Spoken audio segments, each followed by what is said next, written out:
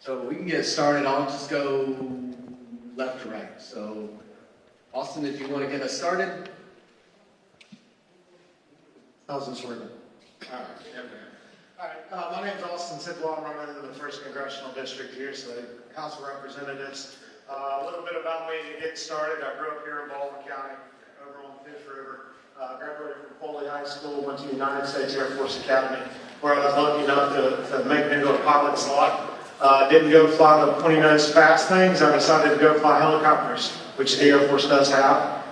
Flew both in combat search and rescue for the first 4 years I was flying, and then moved over to Fort Rucker to be an instructor in the Air Force unit there.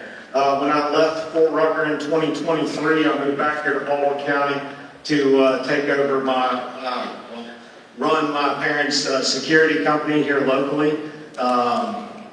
Over my time in the Air Force, after I got an MBA from Liberty University, and then I also started my law degree, which I finished up in December from Faulkner School of Law in Montgomery. And really, my why is pretty simple. I've got 3 kids, a 15-year-old, an 8-year-old, and a 4-year-old. And I look at them, and I look at the status and state of this country, and I do not believe that if we continue down the current path that we're going down, that they're going to have an opportunity at the American dream. Right now, our Congress has been infiltrated by career politicians and people that are more willing to put special interests and the interest of themselves and power and money above the interest of us. This is supposed to be a government that is created by the people for the people. And right now, our Congress is not working as one of us for our interests. So simply put, I'm here not connected to any special interests. I'm not connected to any political machine or any big apparatus. No one asked me to run. I am running simply because I feel that our country is losing the idea of putting real people like you and I, in office to promote our interests. And right now, we've got a president. I don't agree with everything he says. I am not going to sit there and regurgitate talking points from the president. I agree with the general direction that he has moved in this country. He is a disruptor, and that is what we need to take out the swamp and the bureaucracy that has engulfed our government. But he needs help. He cannot do everything by himself, and the stagnation right now is directly with Congress. We need to put people in there that are not going to kowtow to special interests, that are going to actually work for you. The U.S. House of Representatives is 435 people, and it is set up that way because they are supposed to represent the values of the people of their district. We need to elect people that can reflect the values. This is one of the most dynamic districts in the entire country after they redistricted. It covers the entire Wiregrass region, Baldwin County, and Mobile. We need people that have experience in each aspect of our district. I lived in Dothan for 6 years. I flew there, and I grew up in Baldwin County. I run a local business here in Baldwin County. My whole family's my mom's side of the family is from Mobile. I am this district. I represent true conservative values, Christian values that founded this country, and that's what I will go take when I get into Congress. Thank you. All right, so my name's Dr. Dees. I am born and raised 19 years here across the Bay in Mobile. My whole family's always worked in Loxley and Baldwin County. I went to Vanderbilt and did biomedical engineering, and then I went to UAB for medical school, and then I went to Emory for heart surgery for 7 years. I was 9 weeks from about to graduate, and I was asked to testify in 2 malpractice cases. They were very clear-cut malpractice. I basically said the truth about my boss, and I got fired for it. I went to my politicians, and first they said, yes, we're going to help you, and then they turned their back as well. And, to be a proud Alabamian, to come back to Hoover is where I live currently, and then to be told that you're going to be protected, and then they turn their back on you, it's very upsetting. So I'm a whistleblower, a proud patriot. I'm somebody that wants to fix the system. Private equity has taken over our state, really the country. Big business, it's all about the numbers. And as a surgeon, that's all I saw. I saw one surgeon say, what insurance does this guy have? We were halfway through the operation, and he was deciding what he was going to do to use another device or not. I have a very intricate, special relationship in knowing exactly what is wrong with healthcare. I'm the only doctor in this race at the U.S. Senate and on the Republican side. And, I really want to help the people here in Alabama. I'm anti-corruption. I'm America first. I'm not Israel first, but I believe in the importance of the Jewish people in the Bible. We can't give blank checks to everyone outside of America. We need to take care of the people in our country first. And there's a lot of people that are struggling, including me as a whistleblower right now. So, I really want y'all to look to see who is getting the funds, whose billboards are being paid for. I accept no PAC money, no large dollar donations. I'm going to make the runoff in less than $10,000, and I'm here to prove that. So look at my campaign. A lot of my stuff is on Facebook. Love y'all's vote, and look forward to what's to come. Thank you. Good evening, everyone. I wish I could stand for you. My name is Dakar Lariat, and it's such an honor to speak to you today. Thank you for your service, and thank you to the families, because we play a big part in the success of our military. I want to share just a little bit about me. And before I get into that, I want to tell you, I'm tired, you guys. I'm tired of these forever wars of choice that put our brave men and women in unnecessary danger.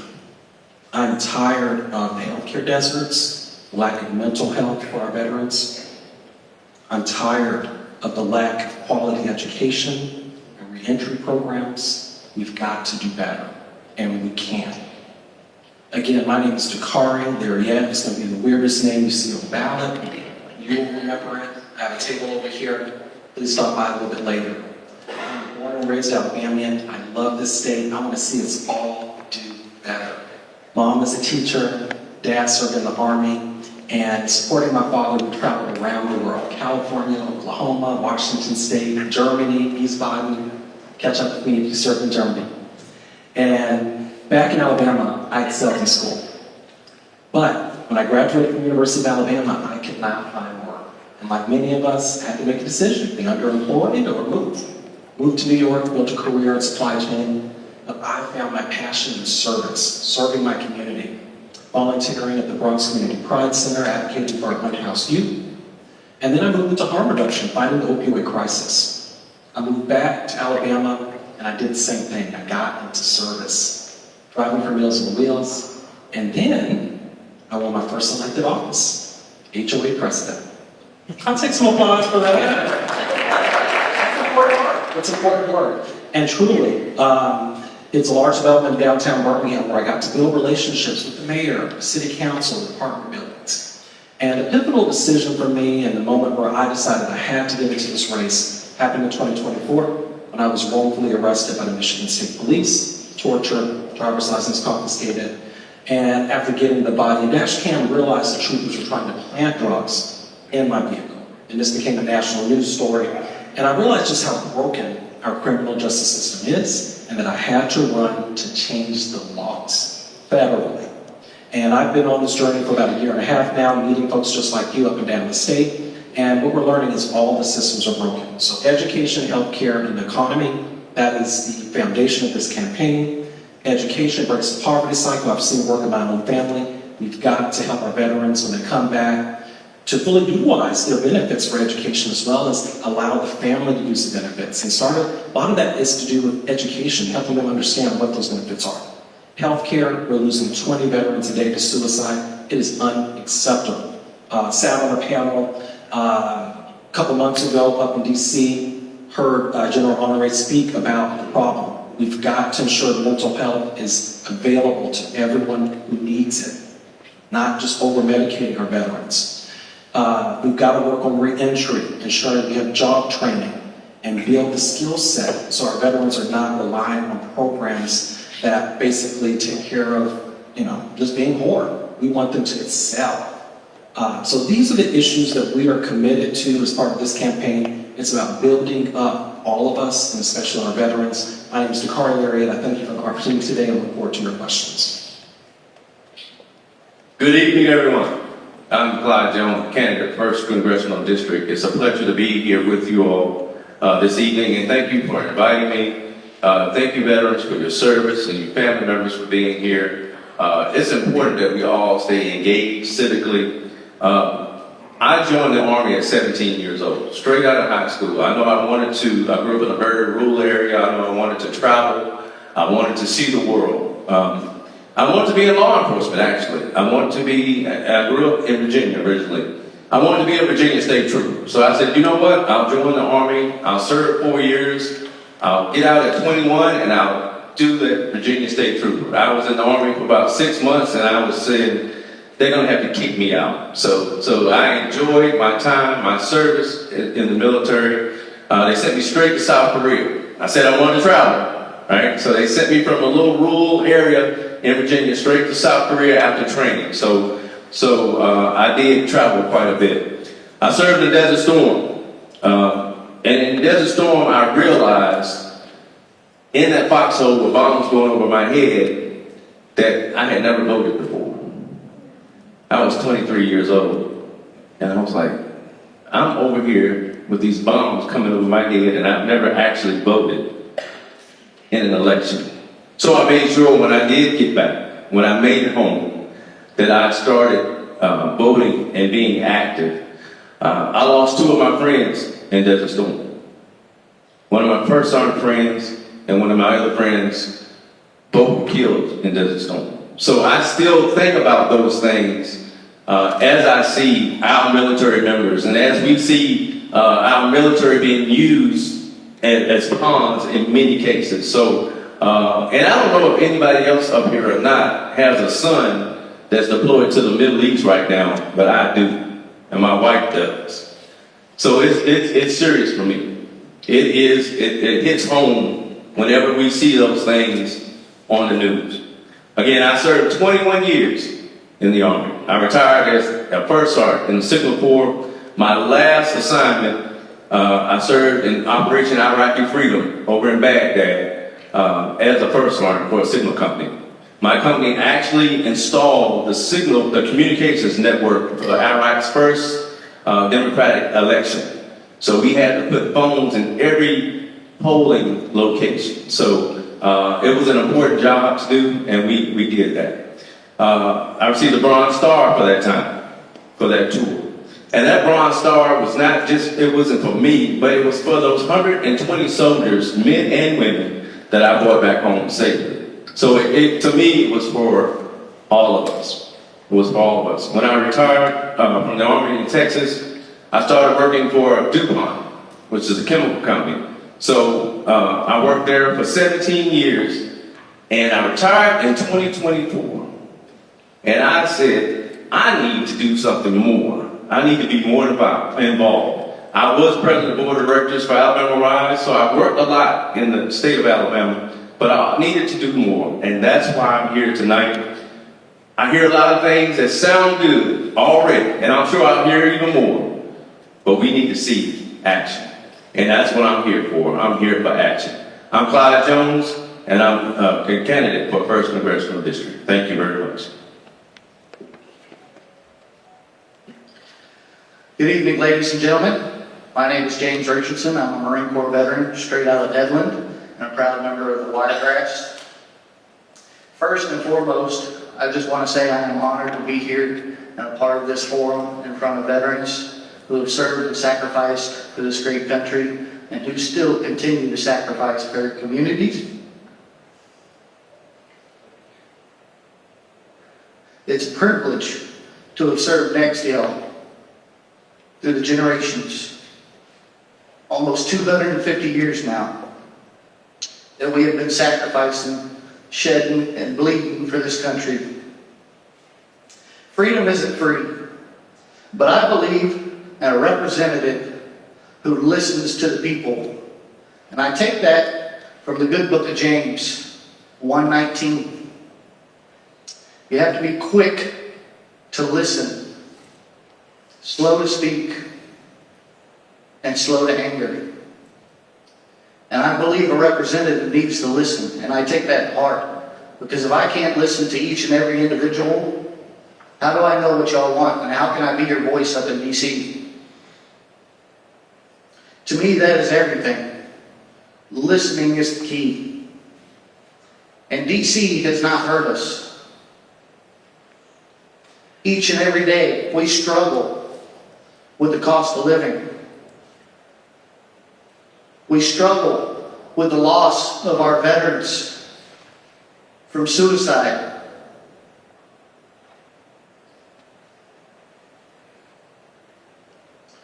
So I would like to be able to stand up and be your voice and serve our veteran community for the honor that they deserve, because the accountability is appalling. Thank you again for allowing me to be here, and I look forward to answering your questions this evening. I'm James Richardson. Good evening, everyone. Thank you. My name is Jerry Carl, and I'm also running for the Congressional District 1. I'm the only candidate up here that can run on my record. Everyone else will talk about what they will do or what they can do. I'm going to talk about what I have done. What I have done, I've spent the last 40 years of my life developing businesses, creating jobs, feeding families, doing what businesses do. I had no intentions of getting involved in politics. My son joined the Marine Corps, hoorah. And thank you for every veteran that's in this room, but I am a little bit proud about my Marine Corps. My son being deployed to Afghanistan, and as I'm watching that play out on TV, and as a dad, I really started worrying and toying with myself and asking God, what have I done? What have I done to equal what this 19-year-old kid is doing for this country today? So I got to looking. I started finding ways to serve my community, serve the people around me, serve my family. And I wound up in politics, whether it's good or bad. Some people tell me it's a bad thing, but we need good people in politics. I think we've got some incredible candidates up on this stage, and I'm a little intimidated by some of them, but we need good people. We need those to be good choices. I myself, I'm a very conservative businessman. I always have been. I'm an American First patriot. I have spent time with Donald Trump. I have had his endorsement twice. So again, I'm one of the only ones that can actually sit up here and say things like that. In my service, I served 8 years as a county commissioner over in Mobile. 8 years I learned the infrastructure of cities and counties and what our needs are. I worked 8 years on the bridge project. I worked 8 years on so many projects that intertwine with Baldwin County. County commissions all work together from one county to the other because we do have so much in common. The open seat came available when Bradley Burns ran for the Senate seat. I went home and my wife looked at me and she said, well, you've always said you want to do what you can do to help the veteran community. Now's your chance. You need to run for the congressional seat over one. So that's how I got where I'm at sitting here today. I love to talk to young people about my race. I love to talk to young people about my life. I don't have one of these wonderful stories that all these guys have got, the pedigree that they've got. I'm just no country boy that's got a lot of common sense and doesn't mind working. As simple as that. We're in some very hard times right now, folks. We've got all of our military in harm's way, and in no way will you ever see me be proud of the fact that we put boots on the ground anywhere. Because I lived through that. I lived through 2 tours in Afghanistan with my son. That was probably the hardest days of my life. So what we have going on right now overseas, we need to support it as much as we possibly can. When we run out of missiles and we run out of bombs to drop, we need to start shoving washing machines and dryers and refrigerators or anything else we can down on them. We've got to win and we've got to walk away with a victory. We can't do what we did in Vietnam and leave it hanging. We've got to get a clear definition of a win on this one. So God bless you. Thank you for letting us come speak tonight. My name's Jerry Carl again, and I appreciate your vote, May the 19th. Hello everyone, my name's Robbie Walker and I'm very proud to be here tonight. I'm running to be your next United States Senator for the great state of Alabama. Me and Stacy, my wife, we live in Clay County, Alabama. Stacy's originally from Andalusia. We live on a cattle farm up there. We have 750 mama cows, 26 bulls, and about 700 calves. Y'all, I want to tell you about my family. We have 3 sons. Both my granddads served in World War II. Both of them saw action in Europe and Germany. I actually have a Nazi pistol in my safe that one of my granddads had to bring back while he was serving our country.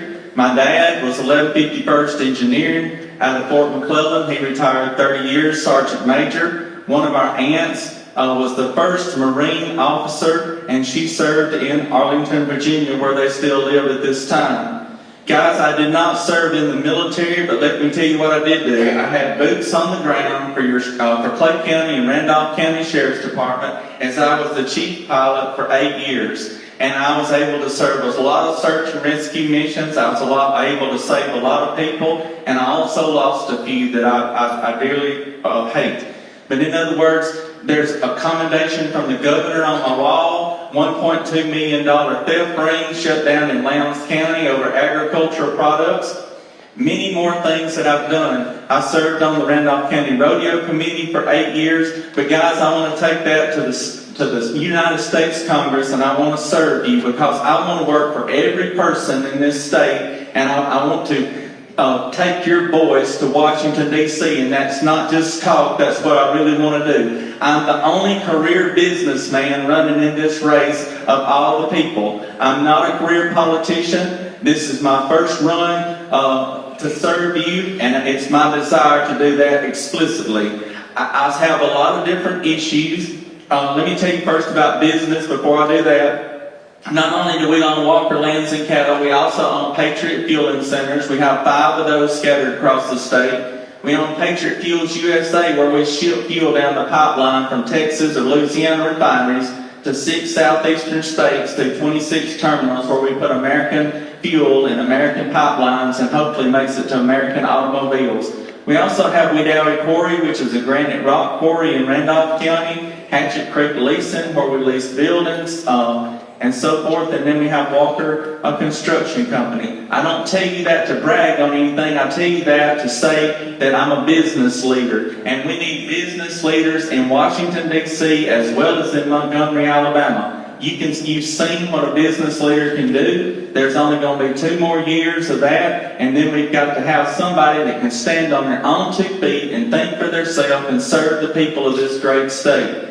As far as issues, there's a lot of them. I'm going to go over them briefly. I-65 needs widening to 6 lanes. It's very important. I-10 has got to be finished with the flyover across Mobile Bay. We've also got to take care of our rural hospitals. We have 47 rural hospitals in the state. 11 of them are in imminent danger of closing. 72% of your drugs are manufactured overseas, and they need to come back to Alabama. Huntsville has 25 pharmaceutical drug manufacturers in their city at this time. We need to bring all drug manufacturing back to America. Also, 2,198,000 acres of your agricultural land is owned by foreign entities, and a lot of that's sitting on top of your crude oil in South Alabama. I want to change that. I want to make a difference, and I want to work for all the people. And with that, I'm going to ask for your sincere vote on May 19th. And I'll end with that. Thank you so much, Rodney Walker. My name is Joshua McKee. I was a Green Beret for 25 years, 7 months, and 25 days. I was sent to 56 countries, and I advised 42 ambassadors. You see, as Green Berets, we're known as global strategists. We go into countries, and we advise their leadership, their military, to defend their own freedom. Those are lasting solutions, and that's what we need to continue to do, and make sure that we don't get involved in things that we don't have any part in. I was a senior solutions architect for North and South America for Hewlett-Packard, representing HP on a global stage. I was a global strategist at General Motors, representing them on a global stage. I was a GS-15 at 27 years old, working with MIT doctors at the Defense Advanced Research Project Agency. I worked at the Pentagon for 2 years. All of those things sound great. I still managed to raise 5 beautiful kids. One of them's in the military, my wife's sitting right there in front of me, and also built 6 companies, successfully sold 5 of them. I know what it means to build things, build companies, and a future. The VA found a tumor They removed it and left me with no doctor. For 9 months, I had 8 strokes, lost my ability to speak. For 2 years, I couldn't put a sentence together, left and abandoned by the very system that's supposed to protect our warriors. I couldn't put a sentence together. And then in January of 25, I started speaking again. By April of 25, I'm same way I'm standing in front of you today, talking, walking. They did an MRI and MRI with contrast. They couldn't find any scarring on my brain. You see, the greatest accomplishment of everything that I've ever done isn't what I just told you. It was when I gave my life to Jesus Christ as my Savior. He has a plan, and that plan is to make sure that I never, ever allow you to lose your voice. I understand what it's like not to have a voice, and I don't ever want any of you to ever lose yours. You see, up in D.C., we don't have anybody up there that's representing you.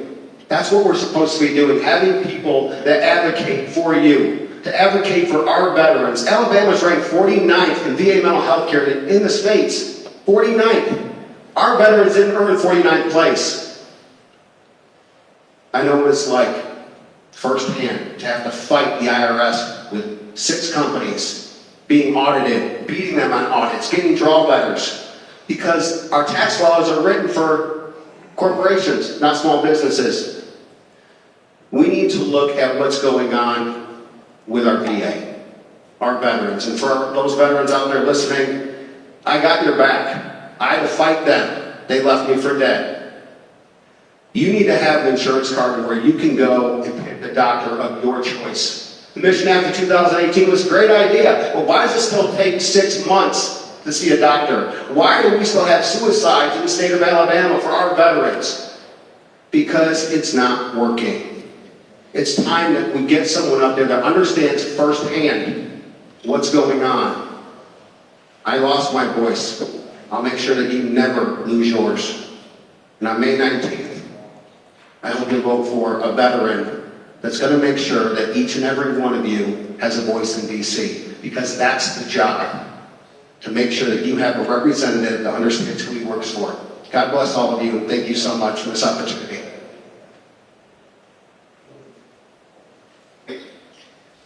I appreciate the opportunity to be here tonight. I'm Jimmy Dees. I'm also running for the congressional seat that's open in District 1. A little bit about myself. I was born and raised in Alabama, here for 35 years. I've got 3 children and 2 grandchildren. Got a bachelor's degree from Sal, a master's from the University of Mobile, and also finished with a leadership program at Harvard Business School. Retired from ExxonMobil, moved home in 23. I did the thing that most people do when they retire and it didn't work. Was absolutely bored to death. My son was a policeman over in Mobile. He said, "Dad, why don't you join the police force?" And I thought, yeah, maybe. He said, "I think you can get through it." So at 59, I went through the academy in Mobile and became a police officer. Why did I do that? Well, one, I wanted to be a police officer. But 2, I always wanted to serve. And I'm not like most of these folks up here. I did not join the military. I didn't have a career in the military. But I wanted to be able to finish life and leave something behind for the kids and show that, you know what, Dad did do something. Dad did get something back. So anyway, joined Mobile Police Department, worked in patrol for a couple of years, and now I'm a financial crimes detective. We've never been as divided in this country as we are today. And words matter. How we say things is as important as what we say. And what I've seen over the last, I'll say 15 years, is the words have become more and more caustic and more almost demonizing the other people. We are not going to be able to be unified as a country if we continue to use the words and use the actions that we do today. Ideology. Most folks know what ideology is. That's where we're at. We have 2 camps. And because of the ideology, no one, it seems like, is able to voice an opinion that's outside of that ideology. But we're going to have to. We're going to have to do that if we're actually going to bring this country together. There's two emerging issues that I talk about every time I have a chance. One is the rising debt. So I worked in finance for almost 30 years in the oil and gas industry. And this initially was not one of my three key issues, okay? But the more I looked at it, the more I began to see we have a problem with the national debt. We spend more money than we take in, to the tune of about $3 trillion a year. And the more that we borrow, the more that we're putting on our children. The other is the cost of health care. Everybody knows that the cost of health care is not going down. It is growing and growing and growing. By 2033, we're going to be spending $9 trillion a year just on health care. I was born in Alabama. I believe that integrity and decency is a good thing. I'm accepting no contributions. I'm funding all this on my own. I've also said that I'll only run for re-election one time. I don't need Congress to pass term limits. If I get elected, I'll only run for one time. I don't own any stock today. I don't own any mutual funds. When I leave Congress, guess what? I will own no stocks and I will own no mutual funds. What I go in with as far as an investment is what I'm going to leave with. I'm Jimmy Dees, and I would appreciate your vote on May 19th. Good evening. I'm Seth Bergman, candidate for the United States Senate. I joined the race about 2 months ago now. Recently retired from the United States Navy. Grew up in Alabama. North Alabama, and I'm down here in South Alabama and loving the sunshine. It's fantastic. Went off to the Naval Academy, married my wife, actually came home from the Naval Academy, married my wife, and then I started a career in the United States Navy Submarine Force. So spent 30 years in the United States Navy, 5 different submarines, traveling the world, not seeing much of it. That's a submarine joke, sorry. Have to usually let that one sit a little bit. But, you know, what I did was I served with amazing young men and women. And I did get to serve with women on submarines. I had one of the first fully integrated crews of women, so I can talk to you about that and what a great experience it was.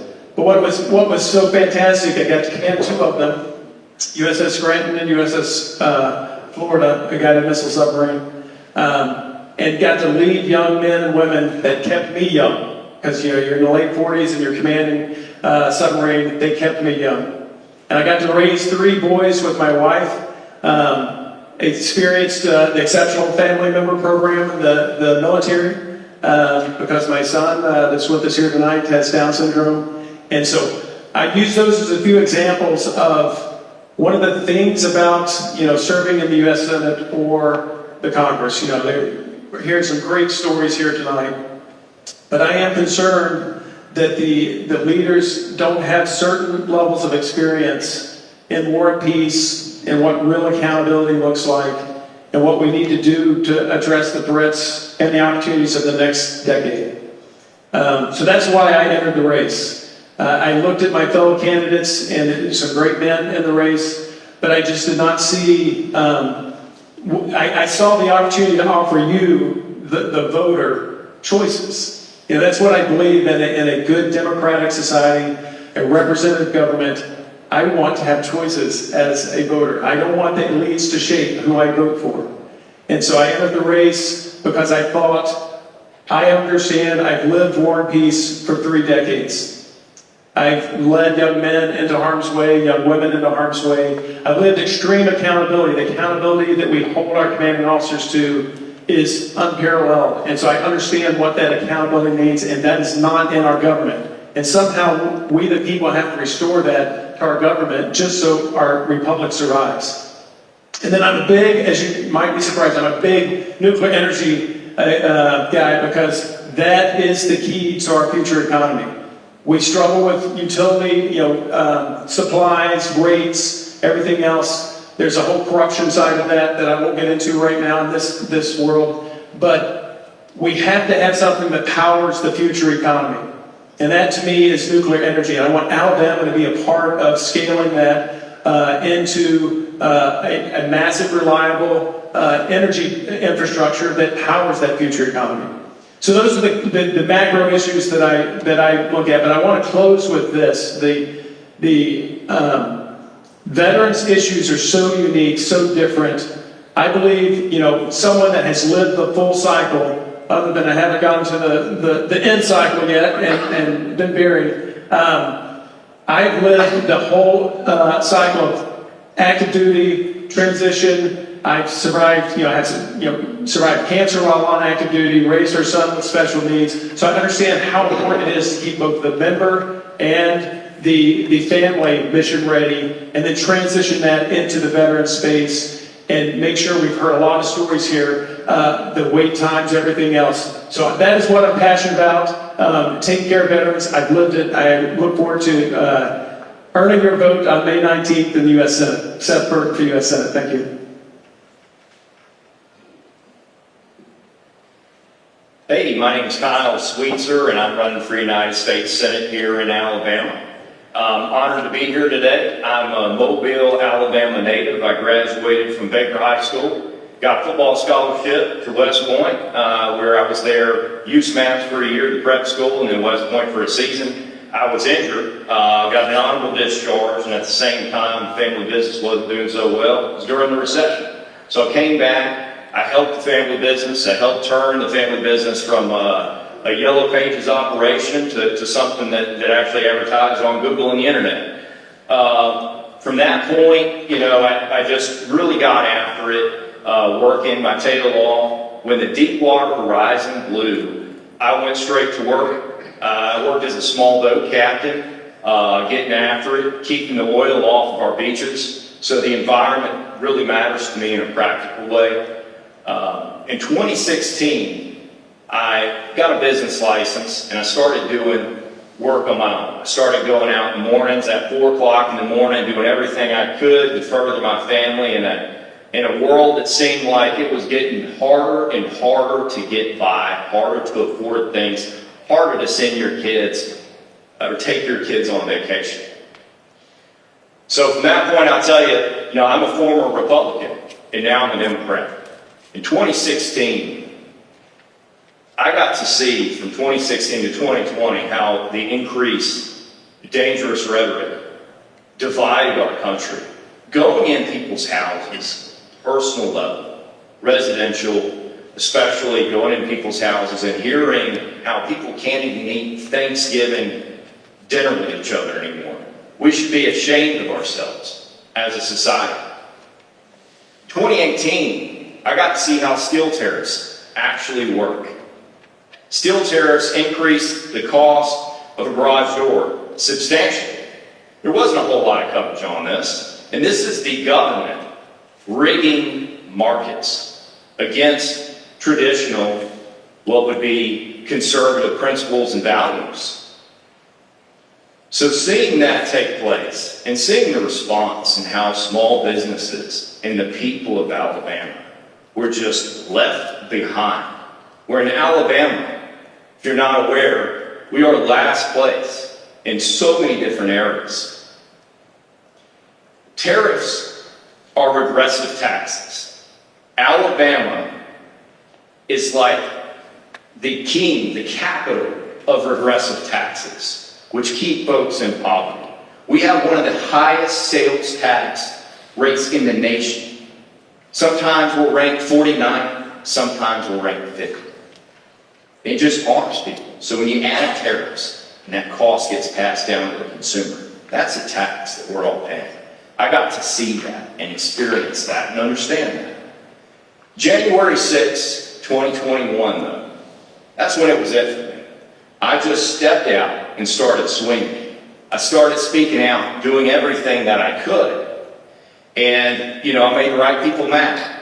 Eventually, I was invited to speak at the Democratic National Convention, where I delivered a speech back in 2024 against tariffs in the direction that our country was going, which we are here now. So I took it a step further. I'm running to rein in the executive office, which is clearly out of control. Whether you're an independent, a Republican, or a Democrat, being a rubber stamp for the president and giving away the people's power is shameful. The fact that we don't have these debates about things like tariffs is disturbing. I want to reassert congressional authority over tariffs. I want to pass legislation that undoes the Supreme Court ruling that says the president is above the law. This is America. No one should be above the law in our country. I want to pass immigration legislation. And I want to hold folks' feet to the fire here on this issue because it's one of the divisive issues that is tearing our country apart. From the messaging to the complete failure and the lies from establishment politicians that come out and have said that they're going to pass some kind of legislation from 2016 to 2018. Nothing. All right, we're over 4 minutes on that one. Okay. I'll just wrap it up really quick. So I want to pass immigration legislation, and I want to push for clean water initiatives across our state. If you look at outdooralabama.com right now, so many of our rivers are so polluted that there's an advisory where we can't even eat the fish out of it.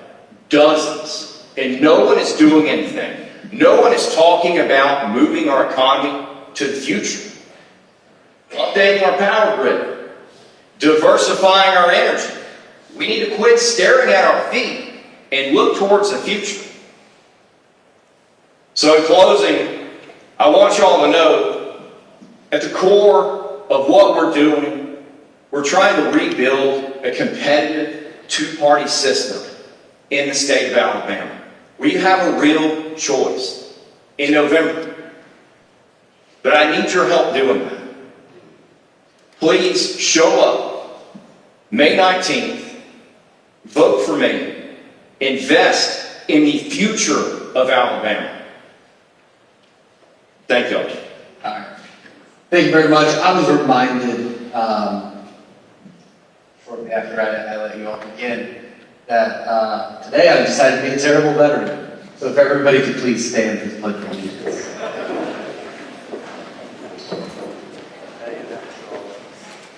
Pledge of Allegiance to the flag of the United States of America, to the republic for which it stands, one nation, under God, indivisible, with liberty and justice for all. Thank you, by the way. The person who reminded me did not call me a terrible veteran. I realized myself. All right, so I think it's probably a good order. So let's give another. I think by. First question is without the fifth grade civics answer. What is going to be, if you win the election, what is your job as a congressman or a senator? Same order. Yeah, same order. Let's just try to keep it under 30 seconds. Be respectful of everybody's time. Advocate for the interests of your district, for the House of Representatives. And that means actually not only in terms of the legislating and voting the values of your district, but also advocating for the issues beyond legislation. Standing on the values and the interests that are to your home district and not stopping. Not kowtowing to anyone, not even when it comes down to the party or the president. You need to stand on the interests of the people that you are there to represent. That's our job. For me, removing the two-tier justice system, making sure that the biggest fish out there also play by the same rules that the smallest ones do. It's about accountability. And also with donations, removing these laws that were overturned in 2010 where you can donate millions of dollars and just buy candidates. That's going to end under me. My role is representing the people of Alabama, so people of the party. And not to get too wonky, but We've got to have leaders that will actually use the authority that they earn when they swear in. So mainly, stopping the wars of choice. There should be a robust debate, and any declaration of war must come from the legislative branch, and I will ensure that happens. Secondarily, power of the purse. It sits with the legislative branch. So these illegal Trump tariffs that are wreaking havoc on our economy, up and down, they will stop. Thank you. Absolutely. The representation is number one, like the gentleman said. The other thing is oversight, right? Congress needs to get back to doing its job, right? Ensuring that competent people are in position to oversee departments, ensuring that we have the people in place that are proficient in their jobs, as well as budgetary issues, right? Congress has just advocated, they're just giving their duties and responsibilities up. They're not doing any oversight. They're not doing any budgetary work. We need to get back to doing that, and that's what I plan to do. The job of the U.S. House Representative is to push the people's agenda. People created the government so that the government would work for the people, and that is currently not happening. So I have to listen to the people to be your representative, to push your agenda, and that is what I would do. I have done the job for 4 years as your representative. I've represented you through COVID. I got passports for people that were getting married and taking cruises. All the things that we take for granted in this country, it comes through the office. Veterans benefits, needless to say. I'll go back on natural resources. I'll go back on appropriations. One of the first things I want to do, though, I want to take a deep dive into the DOGE report. I want to get a copy of that from an appropriation standpoint, figure out where we're wasting money. We can balance this budget if we can cut the waste. It's as simple as that. And that's my job as your next representative. No, you cannot, Jerry. Sir, Excuse me? I thought somebody said something. In other words, no, you didn't. My job is first and foremost to work for every person in the state of Alabama. My job is to serve you as your next United States Senator. Further and foremost, my next job is to balance the budget. This year, when we started this race in July of 2025, the national debt was $36 trillion. At this time, the national debt is $38.9 trillion. Since this fiscal year of October the 1st, $600 billion has been borrowed, and we're not even halfway through the year. As your next United States Senator on appropriations, we've got to work hard to balance the budget and get that straightened out. As far as that, only a businessman can understand and make that happen. And the third thing is that I'm going to bring home the bacon for every person in this state. I'm going to bring home every project that we can, every manufacturing place that we can, and work hard for you. Being available, being accessible. How can I do the job if you can't get a hold of me? That should be the most important part of this job. Yes, we can talk about legislation and bills and things like that, but the important part is being available to you so that you can get a hold of me, so that I can also tell you what's going on up there. So the bills that come across the table, you're well informed to inform me on how you'd like me to vote, because I'm not doing this for you. I'm your voice. Remember, this is about you.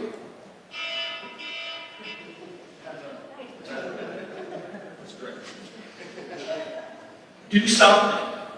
Do something where you won't get reelected. Okay? And by what I mean by that, you have to rein in spending. And the only way you're going to balance the budget is to actually cut programs. You're going to have to do it. It's going to be uncomfortable. People aren't going to like it. But you have to do something. We need to do health care reform. Guess what? It's going to make people very, very uncomfortable to do something. All right? But we have to. If we don't deal with the national debt, and if we don't deal with health care costs, we're not going to have an economy in 10 years. Restore trust. In 2 generations, we've gone from 73% trust in our government to less than 20% today.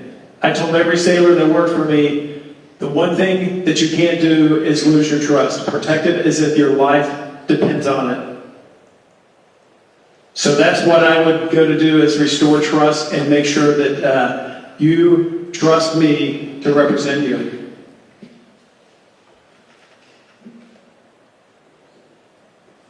Represent the state and the interests of the state and the people of the state as it was intended to be. That means forcing these debates that we haven't had up in Washington, D.C. out of fear of, I don't know, maybe political retribution, maybe losing your job.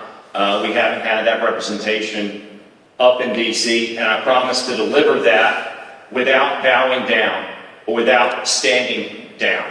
I will fight for the people of Alabama. I will fight for you. Kyle, we're going to come right back to you with this one, and then we'll go next, okay? How do you feel about what has happened to military veterans in Alabama in the past few years? Example, cutting the dependent scholarship program, stripping the Alabama State Board of Veterans Affairs of its powers, etc. And how would you assist veterans in the future at a federal level? So it all has to do with funding and listening to the folks in the state. Recently, someone that was involved in our campaign they died from suicide. They were a veteran. And so this means a whole lot to me, making sure that we have the funding in our state and really programs to help fix this problem. It's an epidemic. For me, veterans are different. They just simply are. They've served, they've done something different than the rest of the citizenry. And so we have to cut programs. And I'm not one that's going to sit here, and I've told sailors my whole career, you're not going to get everything you want. So we can't overspend, we can't just do everything we want, but we have to have the wisdom. And when it comes to between how you spend $2, if I have to choose between giving it to a veteran or giving it to some other program, and I can't borrow it because we're not going to borrow more, I'm going to give it to a veteran. So it's that is you just have to have wisdom to work through that while you're cutting spending. Promises made, promises should be kept. One of the issues that I see in Alabama with veterans and also is mental health. There is no mental health facility in the state of Alabama. And I know what we're running for, these are federal positions, but the state has to address mental health in Alabama. They have to put resources, they have to put money into it, and they absolutely have to open up a facility. I want to set up a pilot program that allows you to get the data you need to pass the legislation, which takes about 8 years. So I can get 50,000 veterans in this district of the 71,000 signed up for the program. It gives them an insurance card where they can go to any doctor of their choice. Mission Act in 2018 hasn't worked well. We can do this with a pilot program, and they do them all the time to gather the data to pass the legislation, which takes about 8 years. A pilot program will give me 5. Thank you. I want to reel back in some of this spending that we do all over the world. We can't keep being the police of the world for the next generations and so forth. I want to bring that money back. And mental health has been issued several times here on this stage, but that's one important issue is mental health. We've got to be able to fund that on a nationwide level and stop all these suicides, not only in the veteran suicides, but also in the agriculture and the farming community. There's suicides running rampant. We've got to have mental hospitals to look out and treat people, and that's one of the biggest things that I'd like to do. And also, there should be no person homeless in the United States, especially a veteran while we're funding other countries. Some of these issues we're talking about with the veterans are actually Alabama state issues. I think what the governor did for Alabama Veteran Affairs was absolutely horrible. We need to rectify that. We need to get it back straight. As your congressman, I've been trying to push a bill forever. This bill is very simple. It matches up to Medicare. You as veterans, you have a card. That card, you can go to any doctor, any hospital, any clinic, any eye doctor, anywhere that you actually qualify for and get service. It's as simple as that. The problem with the Veterans Administration, you have 7 to 9 different districts. None of them have software that talks to one another. We have spent billions of dollars trying to get software to transfer information. When you transfer out of the Navy and you come out, to pick New York, you come out of New York, they can't transfer that information to Mobile. That has to be done manually on paper. So we've got a lot of things to fix in the VA system, but our health care is something we've got to focus on. I concur with Jerry Carl here. It's appalling how our veterans are treated and that they cut programs for our veterans. We have so few programs as it is, and we need to add more. Abraham Lincoln started this for the veterans. We need to keep it going, and I think our country has forgotten that. I've heard people talk about cutting programs, and then we turn around and talk about adding a program for a veteran. So I'm not sure how many millionaires or billionaires are in here, but no one has mentioned the massive tax cuts for those people. So when we talk about balancing budgets, we need to talk about that as well. Cutting programs is not the way to go. Our rural hospitals closing. If you think our rural hospitals closing in Alabama is not going to affect veterans, you need to think again, right? So when we slash Medicaid, when we slash all these programs, rural hospitals will continue to close and it will continue to affect our veterans. Housing program. This administration cut a housing program for veterans in May of last year. 10,000 veterans have lost their homes since May of last year because of that cut in that program. So we need to there's things in the state that need to be fixed. The governor did take too much power over the Veterans Administration, but there are a lot of things at the federal level that we can do as well. Donald Trump and Pete Hegseth are talking about a $1.5 trillion a year budget for the Department of War or Defense. We're not going to balance the budget on the backs of our veterans and then talk about doubling the military industrial spend. It's unacceptable. When I get to Washington, I'm saying hands off the VA. We need to invest in our brave men and women when they come back home and ensure that they have adequate access to health care as well as reproduction programs. I worked at the Atlanta VA for multiple years. It's actually, there was a newspaper article that said it was the worst VA system in the United States. They use Windows 95, probably still today. I would work with Palantir Technologies to increase the AI in the VA hospital system. It's just crazy. If you have Windows 95, you're going to hear about your doctor's appointment maybe next week or 5 weeks from now. So that's one thing. Another thing is I would move all surgeries, because as a surgeon, I saw the care that they got, and I would move all surgeries to the university hospital systems nationally. So. There's a lot we could talk about the federal government needing to do for veterans, but let's start with some common sense and some easy things that aren't sexy things, common sense. Right now, when I went to go get my disability from the VA, first of all, nothing's transferred from your active duty time. Got to the VA, applied, got approved for my disability, and they didn't even know that I have a wife and kids. I didn't realize it because I didn't understand there was an added amount that comes in based on that. This is dumb. I got married while I was in the military. I had all my kids while I was in the military, and we can't figure that out from government program to government program. Simple fix. When you're in the military, before you get out, instead of wasting our time with taps and PowerPoints and brochures, just put us in the VA system right there. It's supposed to be compensation. Workers' comp in the private sector happens. You have it, your employer handles it, the onus is not on you as the employee. We need to take that mentality with the VA. If you're active duty, get signed up for the VA. It shouldn't be something you have to fight for afterwards. All right, so y'all mentioned mental health, and as you know, our organization is very much in favor of some mental health initiatives. So I'll ask you this. Alabama does lead for veterans in one category, and unfortunately that is veterans' suicides per capita. We lead the country in it.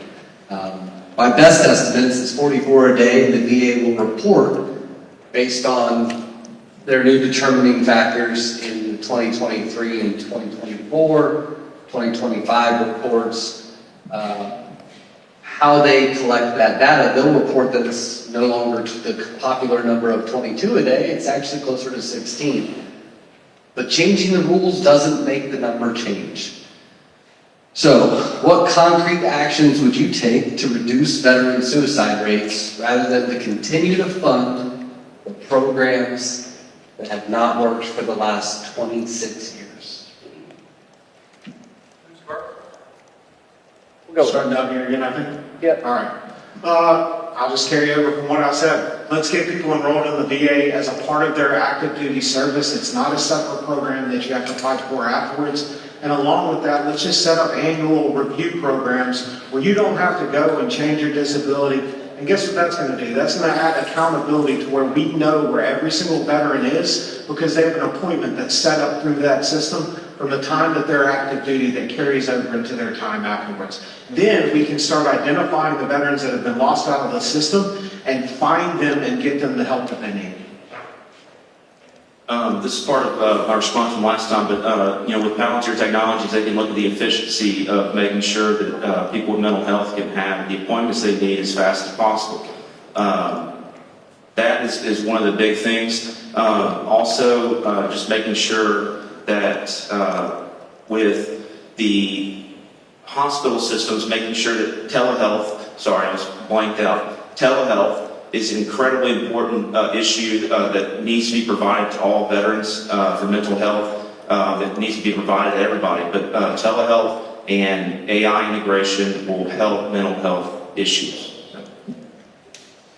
It's been many years in harm reduction, so I believe in evidence-based approaches. And what I hear as I sit with veterans is that they are being pushed to Medicaid instead of actually sitting down and getting psychological care. So we need to follow the science and the evidence and get them the care that they need and support them. We've also got to make getting care accessible. So as I travel the rural parts of the states, I hear about veterans that don't have transportation. So we've got to be creative. We've got to get folks to their appointments and check on them and really care for them.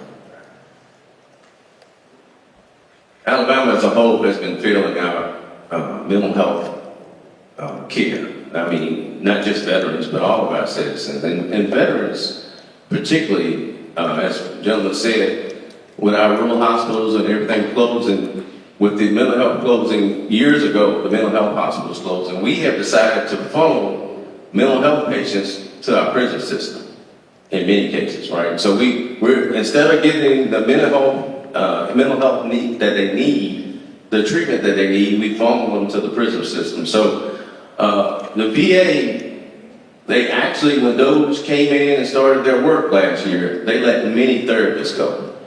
So in one instance, we said we need to work with the mental health of our veterans, and then we turn around and let many of the therapists that were working with those veterans go. So we need to fix those things.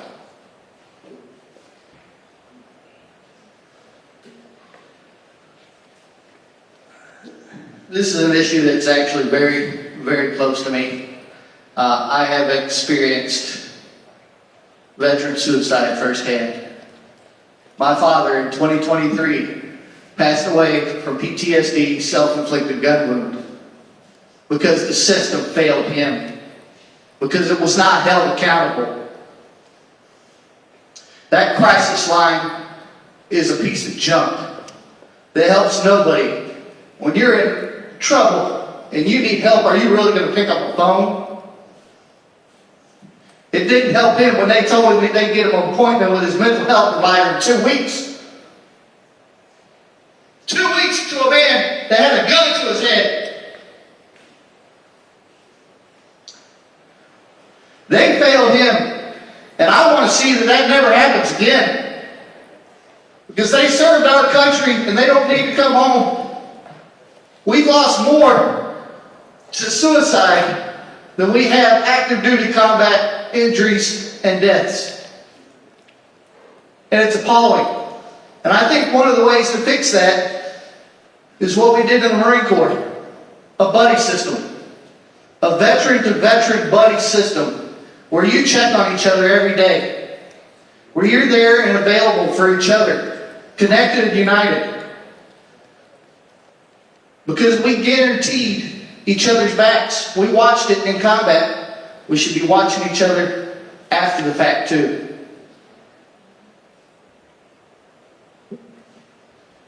Veterans need veterans. It's as simple as that.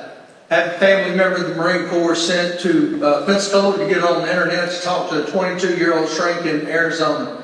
How much you think she knows about combat? How much you think she knows about what she's talking about, other than what she read in the book? We have got to reach out to these private organizations. We've got one over here in Mobile. The person I'm talking to has saved their life, Vet Recovery Center. That is a private organization. That is military helping military. That's brother on brother and sister on sister. We've got to have more of that, folks. And we have enough money in the Veterans Administration for it. But we've got to tear them loose from it and get them to start using these groups. And there's several groups in this area. That's just one I'm pointing out. There's several groups that work with veterans on veterans. And that's the only thing that works, is people that understand where our veterans have been and what they've gone through. I would like to also let you know that tonight there is a software program that helps and looks into people's mental health and reduces suicide rates. And there's a designer that's a good friend of mine in Dothan, Alabama, and it's called Clinicom, and it takes the human aspect out of that, takes the doctor's analysis out of it, and gives everybody a fair chance. And it looks at people's mental capacity and everything without them being able to put on a show or let a doctor determine something or look at it in the wrong way. There are softwares, and we just need to give these people a chance to establish that, to move that forward. And suicide has touched very, very close also in my family. Seeing someone die in combat doesn't leave you, especially your friend. 44 is not a statistic. It's a headstone. Right now, there's about 4 organizations, 4 companies in the state of Alabama that receive the federal funds from the VA to take care of mental health care. How's that working out? 44 headstones a day. You got companies like Warrior Legacy Ranch and Vet Recover that fight and beg for that money. Yet it only goes to a friend's pocket or somebody else as a state representative sitting up there to make sure it goes to those 4 companies. Why are we ranked 49th? We're ranked dead last in the country for mental health care access to someone that's not a veteran. They're not taking care of any of you, let alone our veterans, our heroes. We need to make sure that everyone that's trying to help veterans has access to those funds. Warrior Legacy Ranch should not have to beg and plead to get funds that are available. Vets Recover should not have to beg and plead to try to get things. Its regulations and red tape is not just at the federal level, it's also at our state level. We have got to get that fixed. Remember, it's 44 headstones. Thank you. There's a VA solution. There's a state solution. I believe there's a faith solution and a community solution, but none of these stand on their own. They all have to be combined together. I would say your faith and your community solutions that are in place today, those are the most personal. Those are the ones where you're actually dealing with your neighbors, your friends, your coworkers. I don't disagree with Josh here when he talks about making sure that we get some of this money into the hands of organizations who are actually doing the work on a day-to-day basis. Yes, I agree. This is where I think it is a federal issue. Most of the military, there's a state component with guards and that sort of thing, but the federal government is where we serve. So the federal government should be investing in the resources, and I'm a huge believer that the healthcare system, you're already too far in the process. When we're talking suicide, you're already too far in the process. We should be hitting it left of that by all of these private-public partnerships. We should have these hub and spokes access Because isolation is what kills. I've seen it so many times. That loss of connection is what ends up ending you. And so we have to have that community, that camaraderie, and we have to invest in that to create the venues to do it. So we need to make sure that we get the money in the hands of the right people, the folks that are here working with veterans. And we need to make sure that we expand access to that. You know, he mentioned 49th, and we're 49th in so many different ways. But we need to change that. It starts at the top. It starts at the folks in the Senate, in Congress that control the funding. So I just really hope that we can use our platforms as well as our ability to provide that funding to make sure that we shine the light and bring the resources into our state that we desperately need. Thank you. Seth, I appreciate that. Isolation kills. Shout out for our t-shirts available on our store. Shameless plug there. Kind of a simple yes or no question. It's been years since there's been any changes. We talked about veteran homelessness, veteran housing, the VA home loans. Great program, by the way, but can do some work. Currently, veterans are not allowed to act as their own contractor, costing them hundreds of thousands of dollars extra, even if they are themselves a licensed contractor.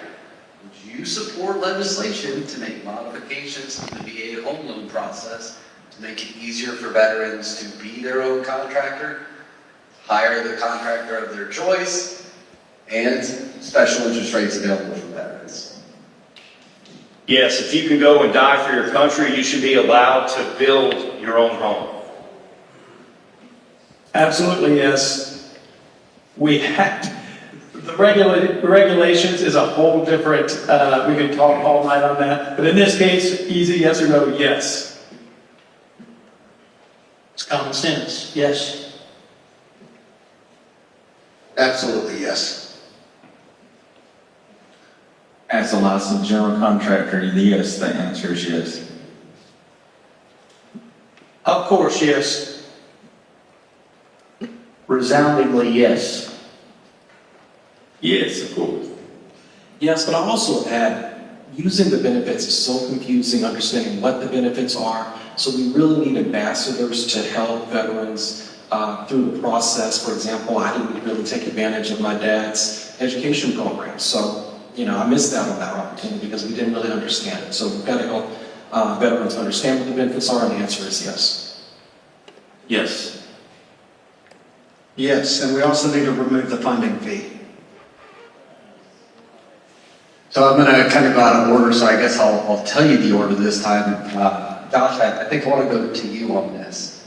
It is well known that doctors within the VA it's very hard and difficult to hold them accountable. And often when a veteran makes a complaint, you don't even know if that doctor even received any disciplinary action. So how can we support a full investigative process where the veteran is actually informed when they report malpractice or misconduct? Yes, there's, just to give you a quick statistic, there's 1,100 veterans to one doctor, and they're a PA in Pensacola right now. 1,100 to 1. It's impossible to prevent the care. So you get doctors leaving left and right. And when they do complain, most of the time that complaint is about their inability to properly care because their caseload is so much, and they leave the VA. So what we need to do, take care of our own. Let the veterans be the investigators of those complaints because they know what's best for veterans, not someone that's never served or a bureaucrat that thinks they know best. Let the veterans be the investigators. Thank you. Let's go this way. Rodney? So there should be a Veterans Oversight Board, and then that should be transparent. That's what a lot of things in our government needs to be, is transparency. And that Oversight Board should report to the patient and to the doctor to get this matter resolved, and it should be in the open hearings. I totally agree with the oversight board. It needs to be civilians. It does not need to be people that are actually employed by the VA system themselves. Most people don't realize that in the VA system, a doctor like Dr. Dees will see 30 to 40 patients a day. In the VA system, they see maybe 6 or 8 a day. I mean, they just don't get a lot done. So we've got to add the element of competition in our VA system. We have to make it competitive for these doctors. And then we can start focusing more on their abilities, whether they are worth it or not.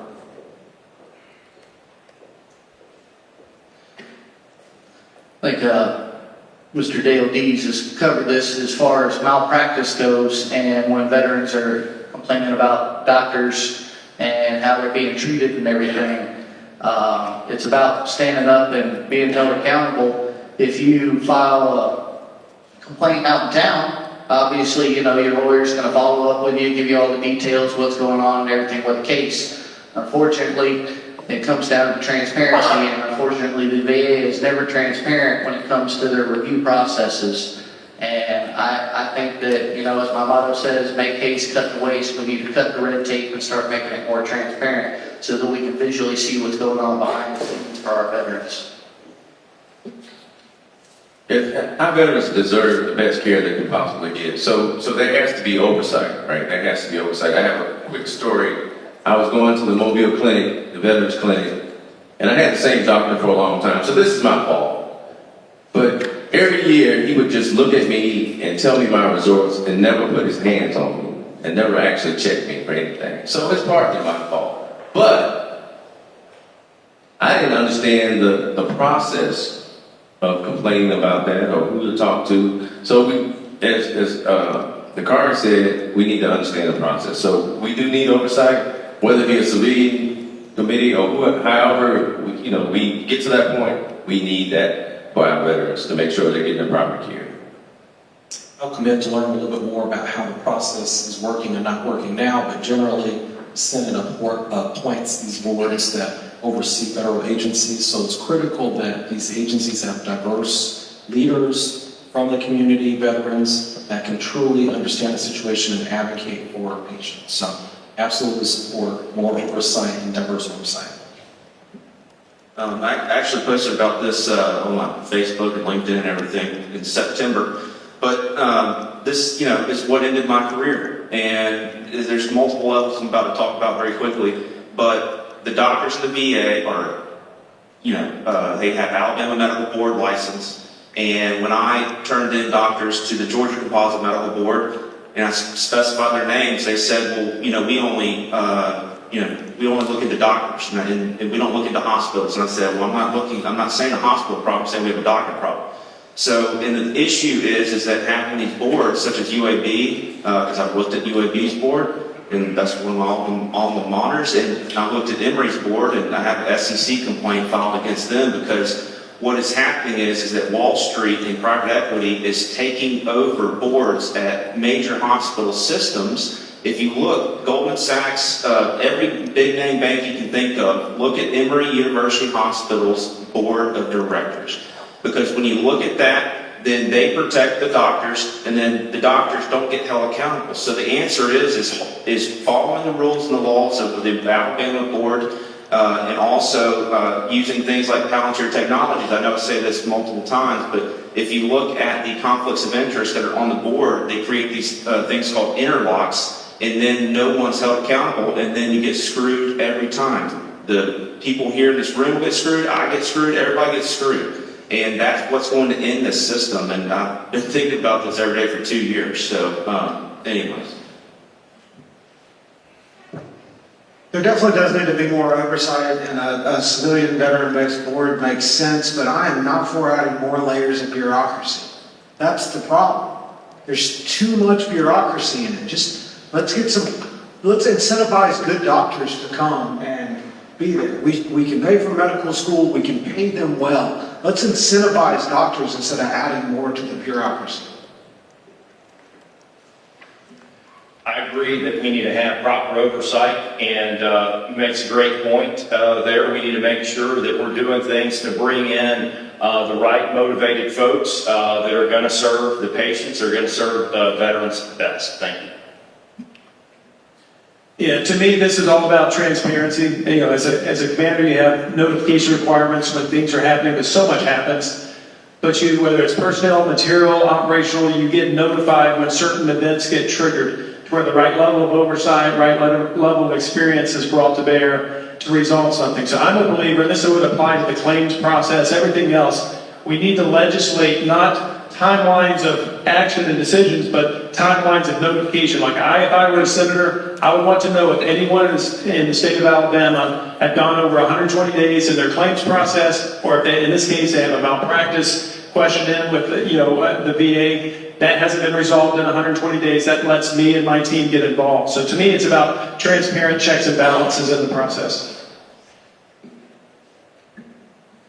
Being one of the lone civilians up here, I don't understand why you guys just don't have a card. Go use any doctor you want. To me, that just makes sense. Why in the world do we have something that's set up that you're forced to go into when just give you a card, go see the same doctors that I do? Again, and as candidates, you need to look at where the money's coming from. Okay? Some candidates, if they're taking money from pharmaceutical companies, healthcare companies, guess what? Guess what decisions they're going to make? Follow the money. I've always said that, follow the money. If you follow the money, you'll find out why a lot of these decisions are made the way they are. All right, Dr. Dees, I'm going to come to you because this is probably your area of expertise. You're familiar as a civilian physician that you're required to have informed consent. VA, it's not so easy to get informed consent. In fact, more than half of the veterans that do end up taking their own lives are taking their SSRIs, SNRI medication. They just weren't familiar with all of the side effects that they were supposed to be looking out for. So, probably a simple yes or no question, and I'm sure we'll get a resounding yes from all of you. How about legislation that requires VA physicians to sign that they provided informed consent and they are held accountable with their license if an incident happens with one of their patients? Are you talking about just like side effects with the drugs, or what informed consent are you saying? Yes, that they're providing all of the risks for surgeries, risks of taking the medication that I'm prescribing. Yes, all of the above. Yes, this is actually a big issue, because even when I did heart transplants, I was with my boss, and they would not say the risk for everything. So, for instance, if someone was going to die and they had a 20% chance of death, and they said it was 5%, well, then you're making this person choose this surgery and think that something, they're going to have a 95% chance of getting out of the surgery. And then, these things aren't attended by only but maybe one boss. So if you have two surgeons or two doctors that are there, or the heart failure doctor and the heart surgeon that are keeping each other accountable, and they have a two-physician sign-off, well, then they're going to hold each other legally accountable for making sure that the right decision is made. So informed consent is incredibly important, because so many people get screwed over by the legal system because of it. So I actually would completely fix that in the Senate. Well, I'm not a doctor, but I think on principle, it sounds like a good proposal, and I think that it's important that we're transparent about any type of risk inherent in the procedures. Want to go to the end? Okay. So, absolutely, I think it's needed. To be perfectly honest with you, I thought we already did it, but maybe I hadn't been paying attention to that. But it's absolutely something we need to do. Again, another resounding yes. So why should our veterans have different health care than the average American? So you're telling me that veterans are treated different in the information they're fed back. They are veterans. They're no longer in the military. They have choices. They don't follow orders. So my question is, yes, they should be shared all that information. And I agree exactly with what Jerry said, that everybody ought to be given their answers are resounding yes. And my family through TRICARE has always been outstanding insurance for the people that my dad and everybody else that's in the military, TRICARE much better than Blue Cross Blue Shield. So a resounding yes, but I would think that they should already have that taken care of. There's two VISNs, Veteran In-Service Network. It's there's two of them in our state, but they spread across multiple states. And the reason this is coming up as a question is surprisingly, they don't know how to operate the same.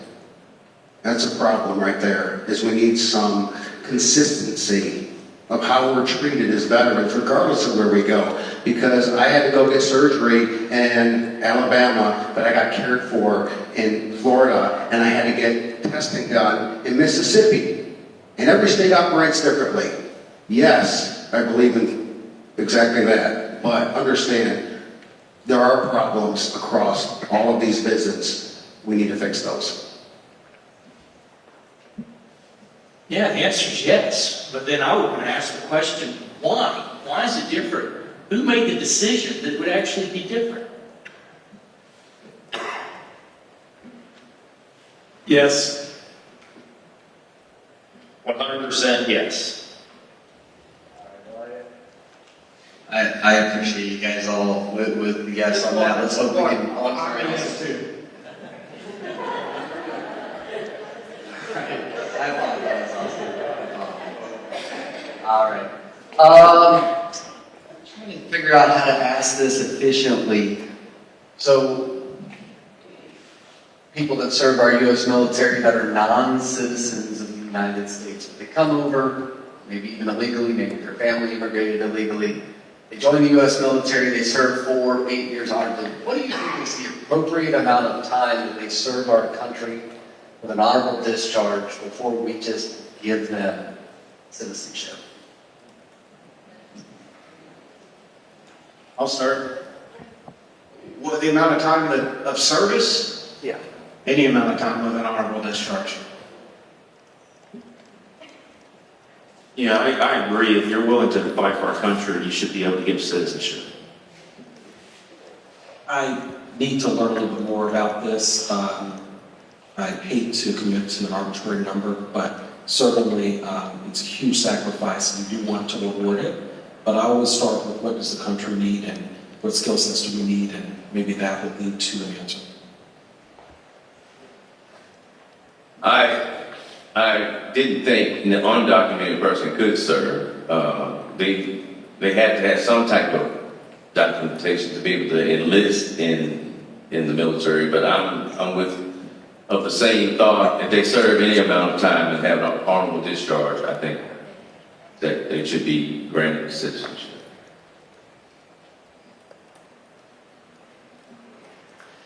I was under the same impression. I wasn't aware that undocumented illegal immigrants could actually serve. I do know that they have recruited from foreign countries before to fight for our country, and if you're willing to fight and die for our country under our flag, that beautiful red, white, and blue, then you should be a citizen once you serve and end your time. And if you die while you're serving, your family should be given citizenship for the sacrifice that you made for our country. Anybody that serves this country and is discharged with an honorable discharge deserves citizenship. We need more on that. And I agree, as everyone else has said, that, in other words, any person that serves our country and is discharged honorably deserves citizenship. And I would like to add to that you know that we are a country of immigrants, that our grandparents and great-grandparents came over a long time ago, and that sort of thing. And I'd like to also point out to you that even the Indians that were here to start with were awarded citizenship and things after they fought for our country, and that was given land and so forth. So if somebody's honorably discharged from our military forces, they deserve citizenship. I was at Fort Bragg, and 18th Airborne Corps was up there. It's JAG. I ran into a few people that were going through their citizenship, and I inquired about that. Haven't come across anybody that was illegally here that served in the military. I think you've got to be a citizen to be here or have papers. The time frame that they were telling me then was 2 years that they had to serve before they could apply for their citizenship, and that was pretty quick that they could get them through the process. But I don't think there should be any time frame on it. If you're willing to raise your right hand and serve and die for our country, you should have the right to start the process to become a citizen. Thank you. I agree with what everyone said. I'll add in addition to that, that once you're honorably discharged, his or her immediate family should also be granted citizenship. I might come at this a little bit differently than the rest of the group. I have seen, by and large, those who join are absolutely wonderful people. But there are some bad actors that do join, and I've seen them. And so there needs to be some sort of process, whether you pick a 2-year like they've been doing, that is a very minimal standard. But I'm also not one that likes to have like 2 or 3 years being a minimum. You should look at the case. They should be able, as soon as they raise their right hand, they can apply for citizenship, and then a formal process would then evaluate if they were discharged any time sooner than a normal standard enlistment. They should be evaluated for that situation. That way, it's open to knowledgeable people to make the decision. Anyone that serves our country should be granted citizenship if they receive an honorable discharge. Anyone that's willing to die for America is an American in my mind.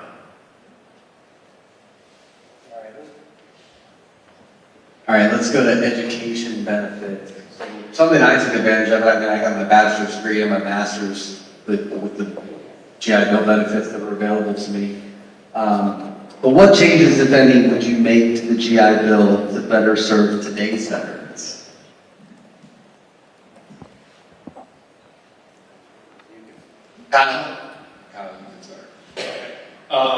So as far as the GI Bill goes, I make it more accessible to folks, make sure that we have,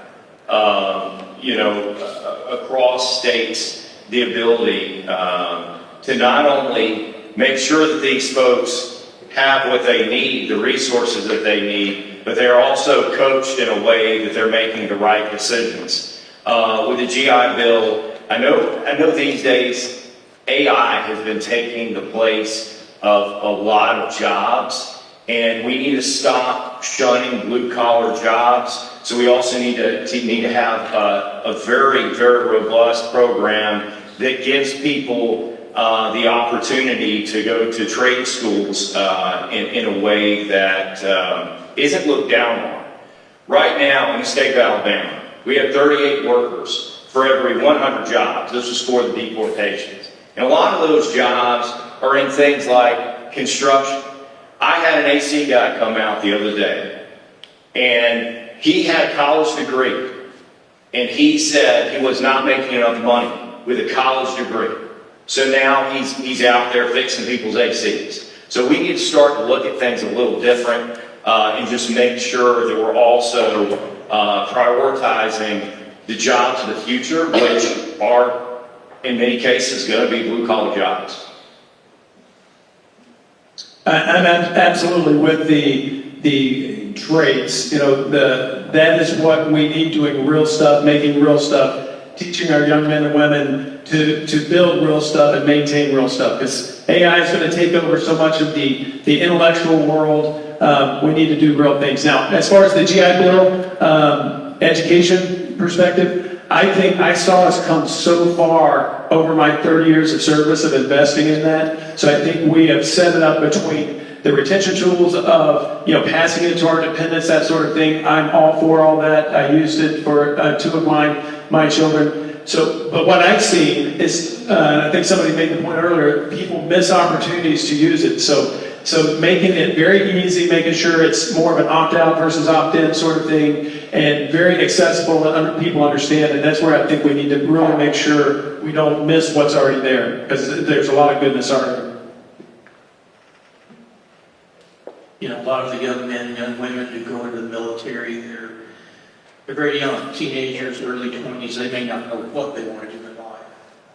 I believe the military can do them a service by, from day one, begin directing them into what are they going to do outside of the military? What are they going to do when they, go back into civilian life? What I do on day one may set me up for what I do on year 5. It's just a nice segue. So again, educate these young men and women that are going into the military, help them to understand what resources are going to be out there when their service is finished, and again, have them almost have it opt in and force them to opt out of it. You ever try to apply to those VA benefits? They make them nearly impossible. You need a college degree just to get through the paperwork or the apps that they got out there.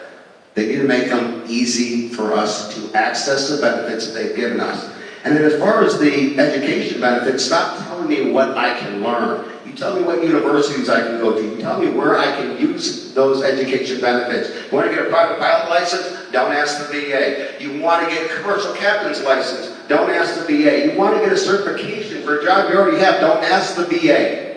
Yet there are benefits. You see, that's the problem, is that they want to continue to tell us at every level of government what we can and can't do.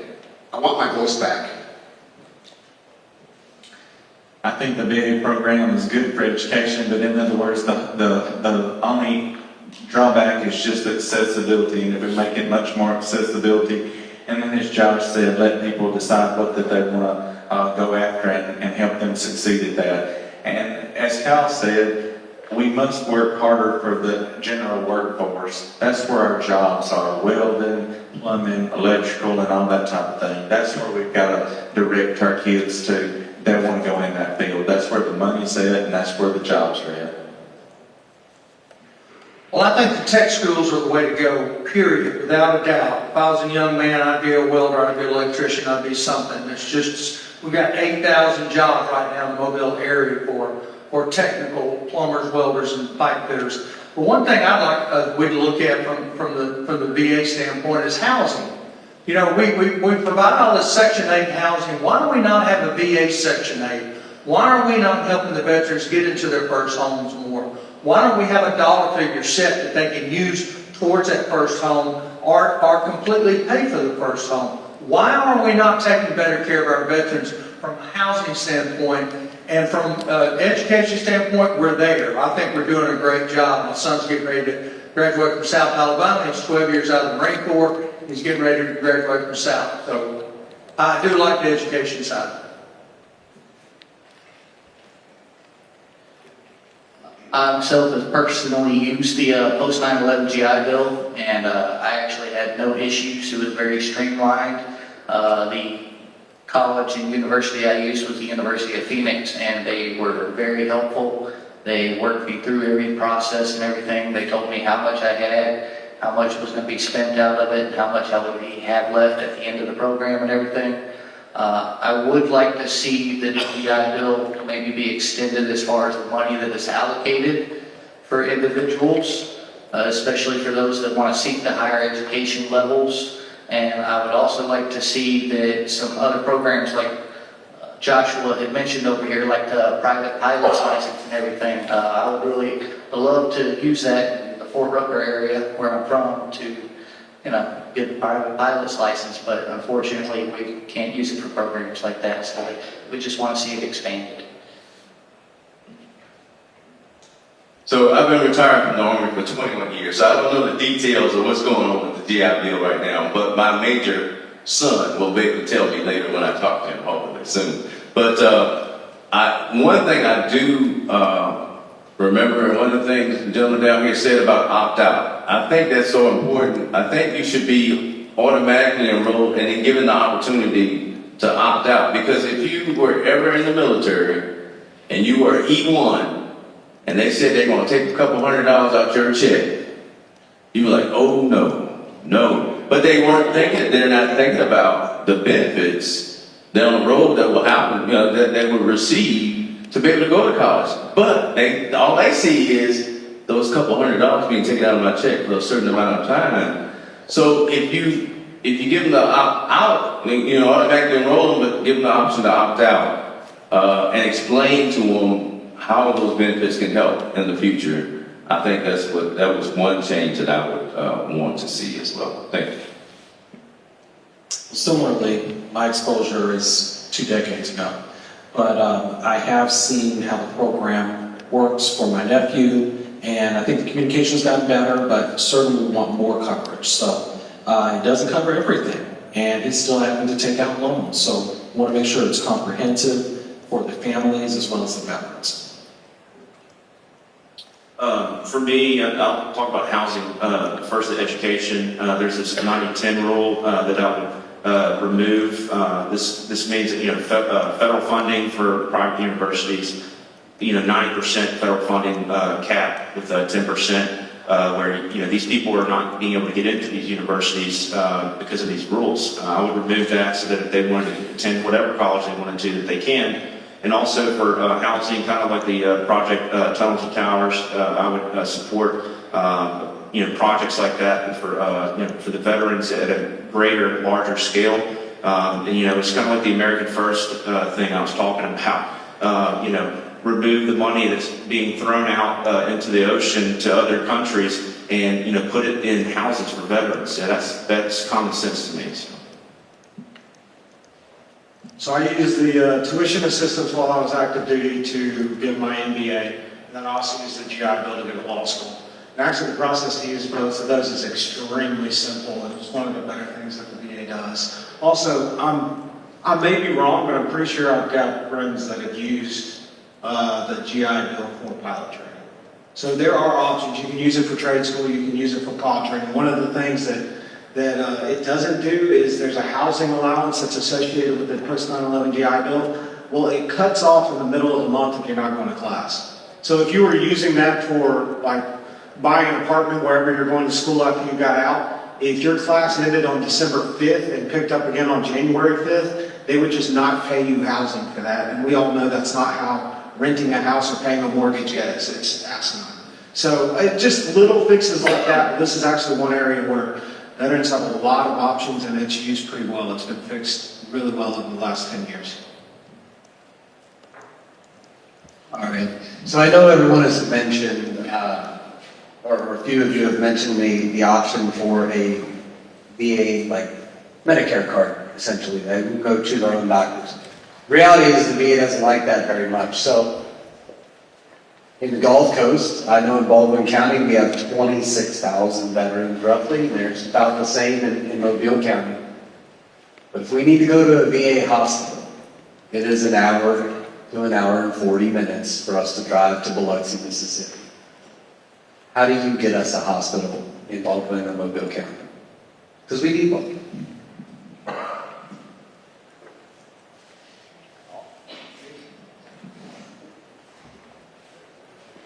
Just get in Congress and work to appropriate the funds to build a hospital.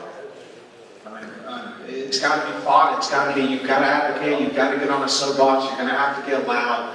But you advocate. We've got one of, the 7th fastest growing county in the country, and we don't have one. Those are numbers that support the appropriation to get the funds to build a hospital. Yes, so with the VA hospital system in the 1950s, they were incentivized to be created so that the federal funding can go to these big hospital systems like UAB. That's how the Baylor system was created. And, so with that, I would incentivize and force the boards of these major hospital systems. These hospitals are going to hate me, by the way. Force the boards of the CEOs to make sure that the VA hospitals are world class, just like the OR is across the street that you can, throw a football at. I mean, it's common sense, and you have to make sure that veterans are getting the same care. Now, the question with Baldwin County, again, you would just make a priority that the funding that's going somewhere else, it's just reallocating the budget. You're not creating some new money that's increasing the debt. You just reallocate the budget and you create a hospital in Baldwin County. Well, thanks for sharing that. It's unacceptable that you have to travel to Mississippi for care. And we've got to be creative. So travel doctors, travel nurses. Up in North Alabama, I'm hearing folks are taking buses into Birmingham for specialized care. So in some cases, we'll have to provide transportation. But it really comes down to codifying our values and supporting health care, including expanded Medicaid and Medicare, so we don't lose all of our hospitals. Yeah, I'm not sure what the rules are as far as how close the VA hospitals can be to each other. I think that probably will play a little bit in whether Baldwin County will be able to actually get a VA hospital. It's very important that we have so many veterans here in Baldwin and Mobile County that we need a facility here. Back to the other question, my friend here told me I've been retired too long and you don't have to contribute money anymore. So they don't even have to do that anymore when it comes to education. So I told you I've been retired for 21 years. But we do need facilities. Now, I have been receiving excellent care. My wife receives excellent care. But most of the time, we get a consult to go to a doctor here in Baldwin County or Mobile. So I've never been to the VA hospital in Biloxi. And I'm sure when I go there, they're going to take great care of me. But we have been very fortunate to be able to, the VA said, hey, you can go see your doctor in Fairhope or wherever I need to go see a doctor. So that is something as well. Okay, so I'm kind of a little jealous here because y'all only have to drive an hour and a half. I'm from Headland and I have to drive 2.5 to 2 hours and 45 minutes to Montgomery. So, I mean, I can understand the need because there are a lot of veterans down here that you need a facility that's a lot closer. I do know they compensate you if you have to drive a certain distance and everything, but I'm on board with the program that they had talked about earlier where they just give you a card and you go where you want to go and the VA just reimburses whatever medical facility you actually go to so that veterans can actually get the care and need they need when they need it instead of having to drive the distances and get reimbursed later. We do not need another VA hospital here. We need to privatize it and create competition for Biloxi and for Pensacola to use hospital systems here and in Mobile. That will fix it. Another hospital here is just going to bring in more bureaucrats to create more paperwork and slow the system down more. Don't invite the wolf to dinner. I'm going to start off by saying that the rules that codify this is that you have to have a certificate of need before you can have a hospital in any area of the state of Alabama. And there are hospitals, or there are areas like Oxford, Alabama, that have been applying for quite some time to have a certificate of need. I also want to go back to my original opening statement that there are 47 rural hospitals in Alabama, with 11 of those in imminent danger of closing. I think that TRICARE insurance, as I mentioned, that all of my family that's been involved in the military have, should be used at any hospital. And I'm going to side with Jerry that we don't need a separate hospital. We need to utilize, and then it goes back to things that we've talked about transparency and having good quality doctors at those hospitals that have a lot of different business. So you get the better doctors to get better service where you don't have problems all the way around. VA works when it's not overloaded, and the people in the VA are phenomenal people. I've cried with them when they're sitting there going, how are we going to do this? We just have too many people coming here. I believe we do need another VA hospital in this area to take off the load of some of the hospitals around here, because the people that are going to the VA and like the care that they're getting there, they already have that established living system. But I still want to have people have their own insurance card to go where they want.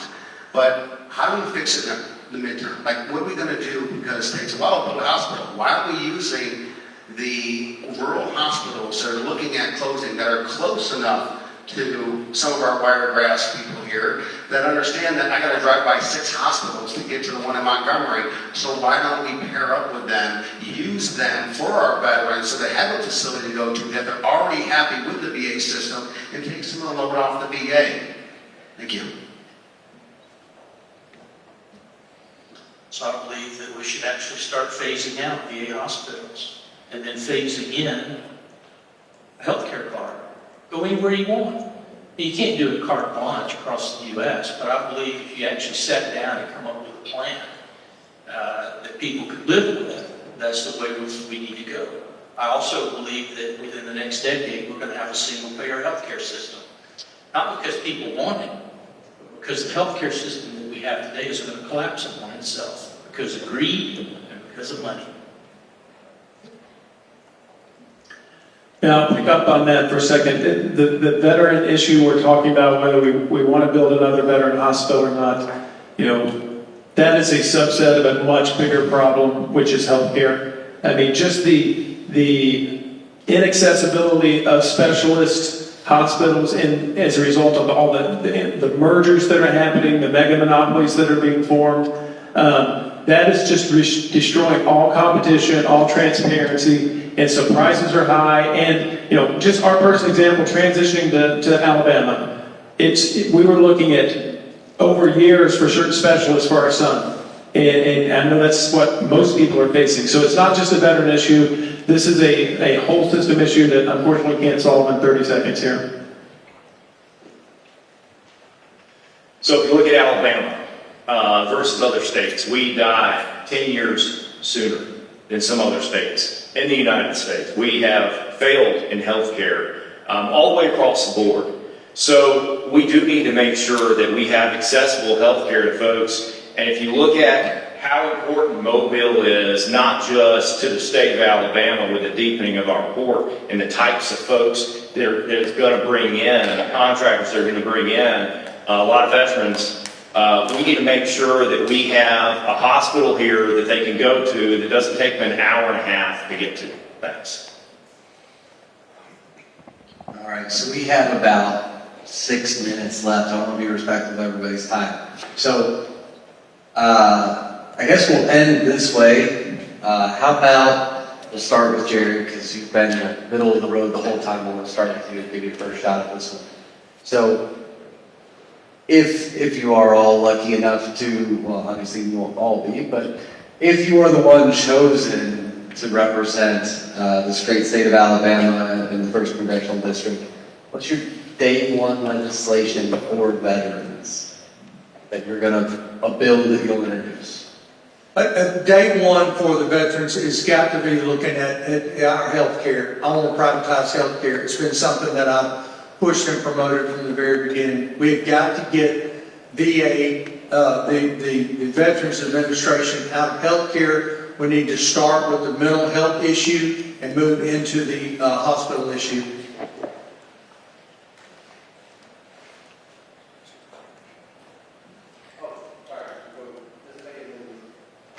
Okay, my first issue is that I want to bring back all the, and this is going to help the veterans, but the 72% of our drugs that are manufactured overseas, I want to bring all that back to America, and I want to bring it back to Alabama. And that's going to reduce our drug prices, and plus it's going to help make sure that we all have good drugs that we're taking rather than the risk of having poisonous items from one of our adversaries.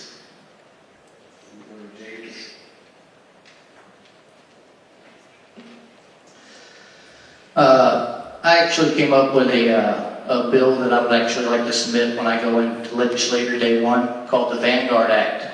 And this Vanguard Act is basically a bill against rising prices and interest that are charged. It kind of goes in hand with the Military Lending Act. They capped out what active duty military personnel could be charged for interests, but they didn't add veterans. And I think that's a big proponent of veteran suicide is, they take these loans out that they're charged exuberant prices, like a title loan for 1,000%, they're going to lose their car and everything, and it stresses them out. And I just felt that they didn't get enough support that they needed, and they should have capped the interest rates for veterans as well, because we served our country just like active duty personnel are currently doing. It takes 8 years to get a piece of legislation completed from the time you start to the time it's done. And you need a pilot program done, and that's what we need to start day one, is to make sure that we get that in there, get the 50,000 veterans needed signed up on it, so that they can start getting the care they need, so we can show Washington, D.C. that veterans are better able to care for themselves on the private industry. And then after 5 years, you're able to actually get something passed, use that information to get the legislation done.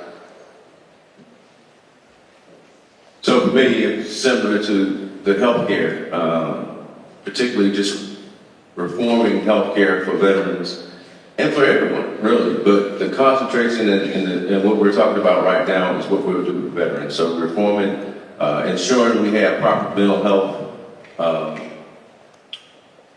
aid for veterans, as well as just care and the quality of care. So that would be the first thing for me as well. Thank you. So I'm passionate about the money that we spend. First thing I would do is go with the Medicaid card.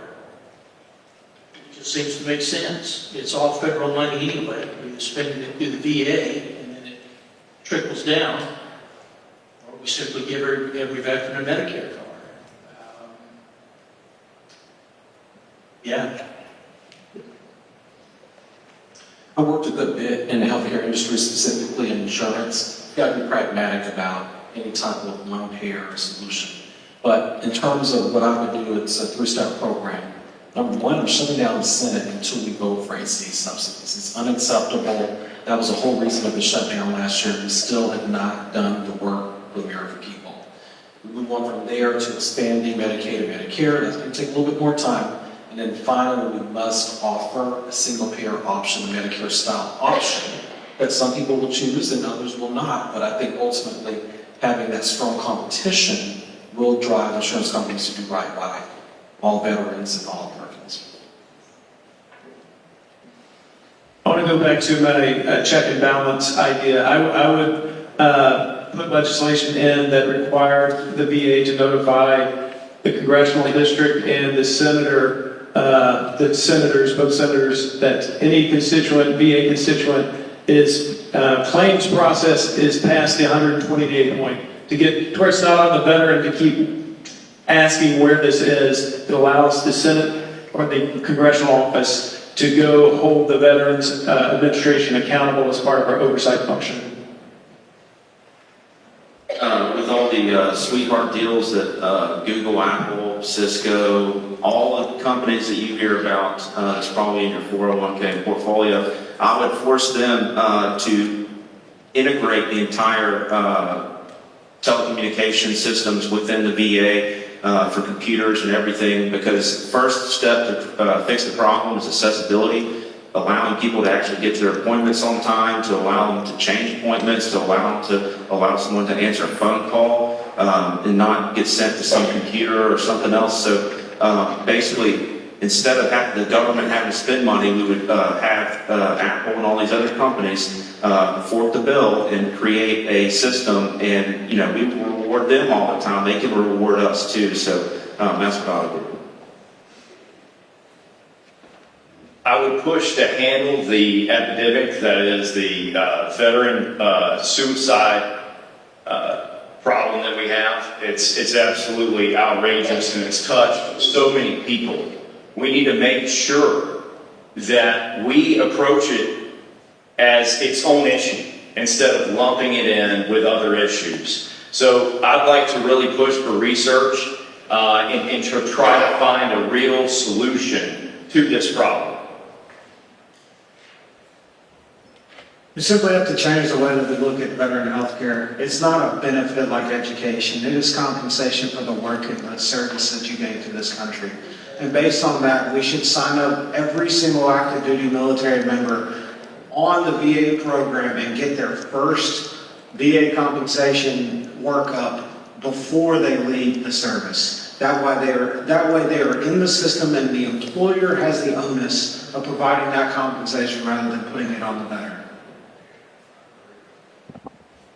All right, well, I want to thank you all for coming. It is 8 o'clock, but I do want to give you guys each one last opportunity, about 60 seconds, after you hear me for 60 seconds. So,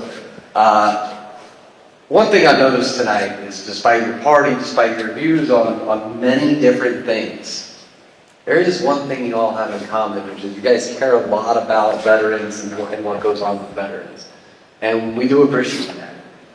I think I can speak for everyone in the room, maybe clap if I'm right. It seems like you guys care about veterans, and we really hope that you do.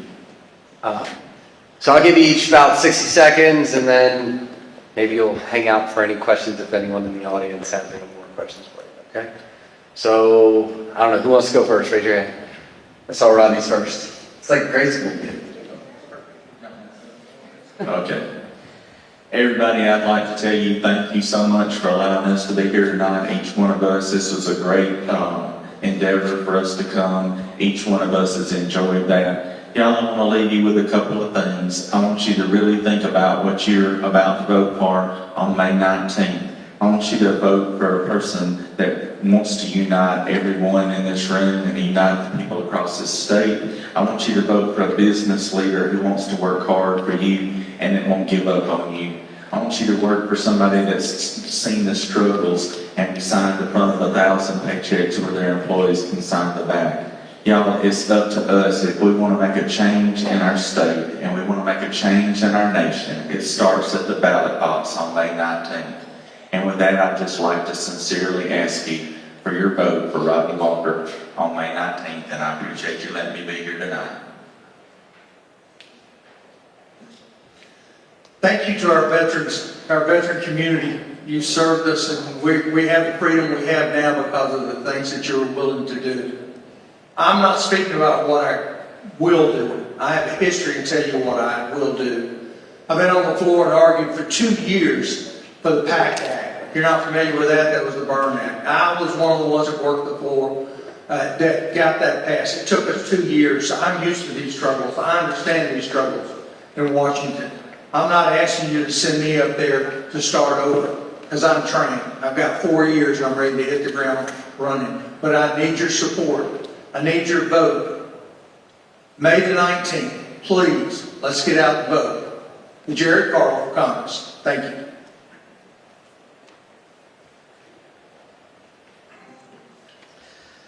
Just want to thank all the veterans and everybody for allowing us to be here tonight. At the end of the day, you know, you all make the choice. And I like to look at it as you are the guys, you're the heroes that write the story for our nation. When you stand up and you go to that ballot box and you let your voice be heard, no matter who it's for, whether it's me or any of my other compatriots over here, it's imperative that you stand up May 19th and you let your voices be heard. You keep the ideas of our founders alive. Our founders didn't have experience when they started this nation. They were blacksmiths, farmers, merchants, and soldiers. But they had a belief in the people, that the people would stand up when the time came and let their voices be heard. My name's James Richardson, and I would be honored for your support May 19th. Thank you, and God bless. Again, thank you, just like my colleagues up here, thank you for being here this evening. Again, I'm Clyde Jones, 1st Congressional District. You will not see my name on the ballot on May 19th, like the rest of my folks up here. I am the Democratic nominee for 1st Congressional District. But we need all of you to get to the polls on May 19th, like they're saying, to cast your votes. We need a great turnout. We need you to make the right decisions. And I need you to hurry up and figure out who my opponent's going to be up here or something. So, we don't need to run off. We need to figure it out on May 19th. So I need you to come cast your votes. I'm looking forward to representing the 1st Congressional District in Congress. I don't care what party you're from, what you look like, where you've been, what your ideas are. I want to represent each and every one of you in the 1st Congressional District. So again, thank you all for being here. Clyde Jones, candidate for 1st Congressional District. So I have a different challenge from Clyde. Everyone is running for U.S. Senate. So there are a lot of names to choose from. My name is Dakari Lariat, and I am uniquely qualified to advocate for you in United States Senate. 20 years of experience in public service, from public health, fighting the opioid crisis, to fighting homelessness issues in the South Bronx, to fighting for education as a board member at the University of Alabama Alumni Association. I have 20 years of experience in corporate America, started my own business out of my own garage. So lived experience and empathy and of course, I'm the son of a veteran. I thank you so much for this opportunity, veterans, and thank you to the families, because the families make a huge sacrifice as well. Please vote Dakar Lariat on May 19th, and I think this has been a beautiful bipartisan event. And I think vote for the person who has the resume to do the work for you. Keep building the party. Big thing for me, I talked about how I can't be bought. I literally can't. The people that have, it's controversial, but people that have accepted major donations, look and go to the FEC.org, look where the money's coming from, follow the money, just like my boy D said over there. And, it matters, because if I give, I don't know your name, but if I give you $10,000, I'm expecting, something nice for Christmas. So, it's just common sense, guys. So, I can't be bought. I'm going to make it to the runoff less than $10,000. It's very important to make sure you know exactly what money is coming to people's pockets. Thank you. And vote for me May 19th. First of all, thank y'all for coming out. This is what it's about. Get out and listening to the candidates and making a decision. But I'm 36 years old, and for my entire life, I've watched conservatives say the same thing over and over and over again. Small business, deregulate small business, clean up our taxes, make it fair. We keep electing the same types of people into these positions, and it's not advancing our cause at all. This is one of the most conservative districts in the entire country. We should elect someone that represents those values. My name is Austin Sidwell, and I appreciate your vote on May 19th. Thank you. Hey, so I have a much different background than most folks that run for U.S. Senate. My background is dealing with people, politics with people, going in and out of people's homes, where they're comfortable to be themselves, going in and out of businesses across Alabama, a lot in lower Alabama, and seeing how our economy actually runs in a face-to-face way, hearing from workers on all of these jobs through my lived experience. I bring that to the table, actually trying to represent the people of Alabama outside of a left or right ideology, focusing on running on the issues and solving the problems and the failures that we've seen over the years. So I'd really like your vote. My name's Kyle Sweetser, and it's May 19th. That is the primary date. Look, we have to do better. We have to come together and end this chaos, and I hope I can help deliver that change for you all. Thanks so much for this evening. I'll tell you, to me it's all about trust. And that gets to money. I would actually, when I looked at coming into the race, all the people would say, well, you need to win this race, you got to raise, at least $5 million, competitive $8 to $10 million. We have to invert that somehow. I would challenge everyone to start looking at the people that are at the bottom of the fundraising, because we're the ones that are going to be the most loyal to you, the sovereign citizen. So that's what I would actually challenge you to do, because to me, our relationship is about trust, plain and simple. You've trusted me for 30 years already, and you just didn't know it. I'm just publicly asking you now. So Seth Burton on May 19th. I'm a non-politician, as some of you may see. But I'll say this, decency and integrity mean something to me. I actually define myself as a moderate Republican. And the reason that I say that is I've kind of changed over the last few years.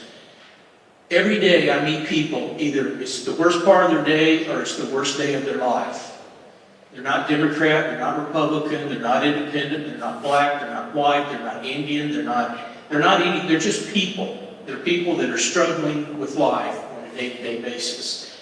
I'm willing to, walk across the aisle and try to get some of these issues with bipartisan support passed. Because if we don't, if we continue to stay in our ideological silos, nothing's going to get done.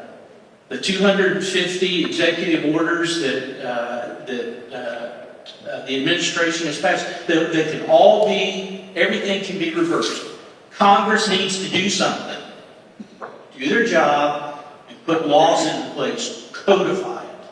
I'm Jimmy Dees. I appreciate your consideration on May 19th.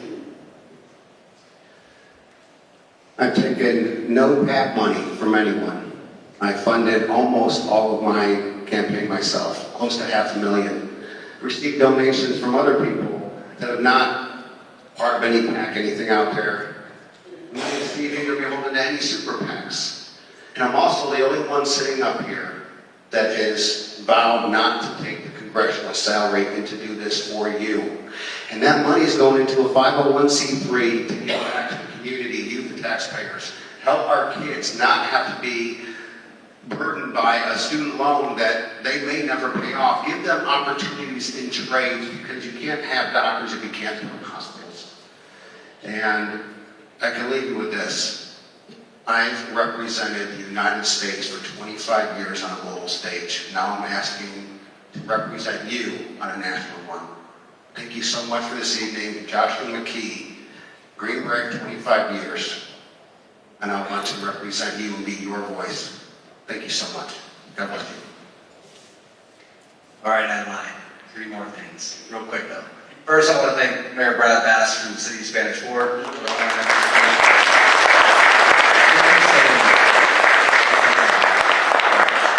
want to thank all of the candidates for coming.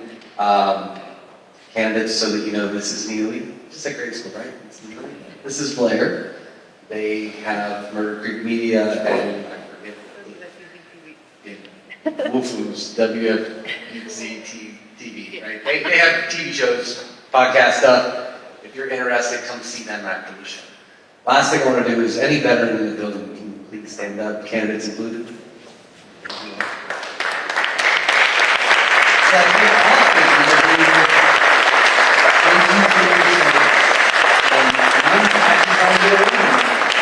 Thank you for your service. Because of the suicide epidemic the way it is, I want you to hear this from me. I'm really glad you're here. Thank you. Y'all have a good night.